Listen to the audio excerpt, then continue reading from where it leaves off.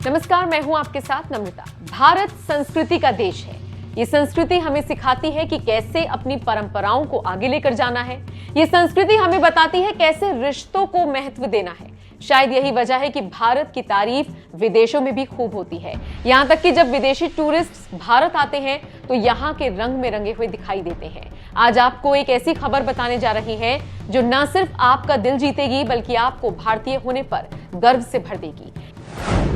ये कहानी है एक ऐसी लड़की की जिसने अपनी जान की परवाह किए बिना अपने संस्कारों का मान रखा। ये कहानी है नेहा सांगवान की। जी हां, इस वक्त रूस और यूक्रेन के बीच वॉर चल रहा है। युद्ध के दौरान यूक्रेन में हालात कैसे हैं ये आपसे और हमसे छिपा नहीं है।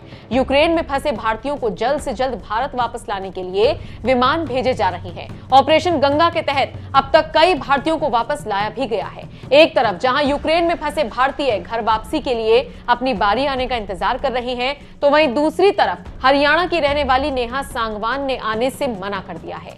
नेहा ने साफ कह दिया कि वो यूक्रेन में ही रहेंगी।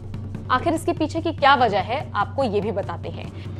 दरअसल नेहा पिछले काफी वक्त से यूक्रेन में एक परिवार के साथ रह रही हैं। अब चूंकि युद्ध के दौरान आम नागरिक भी मैदान में हैं, तो ऐसे में नेहा के मकान मालिक भी जंग में लड़ने के लिए चले गए हैं और अपने पीछे पत्नी और 3 मासूम बच्चों को छोड़ गए हैं। मकान मालिक लौटेंगे या नहीं ये तो नहीं पता, लेकिन नेहा ने लौटने से साफ मना कर दिया। नेहा का कहना है कि मैं ऐसे मुश्किल वक्त में अपने इस परिवार का साथ नहीं छोड़ सकती जिसने मुझे रहने के लिए आसरा दिया।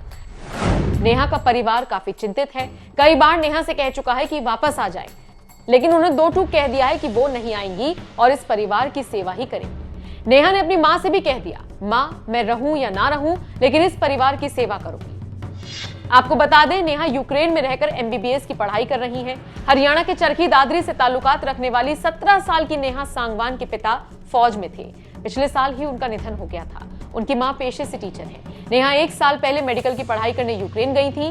कॉलेज का हॉस्टल नहीं मिला तो उन्होंने सिविल इंजीनियर के घर पर किराए पर रूम ले लिया था और तभी से वहीं रह रही हैं। अब चूंकि मकान मालिक युद्ध पर निकल गए हैं, इसलिए नेहा ने यह ठान लिया कि वो बाकी परिवार का ध्यान खुद रखेंगी। बहरहाल दुआ और उम्मीद दोनों ही कर सकते हैं कि यूक्रेन और रूस के बीच का तनाव जल्द से जल्द खत्म हो जाए।